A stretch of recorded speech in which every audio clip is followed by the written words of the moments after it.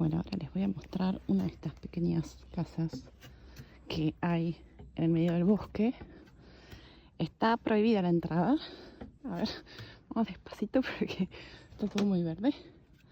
Está prohibida la entrada, como se ve ahí, pero es una especie de sillita que queda en el medio del bosque y se ve que la deben usar para patrullar o para algún guardabosque probablemente. Y estamos como a, no sé, 3 metros más o menos, 4 del suelo.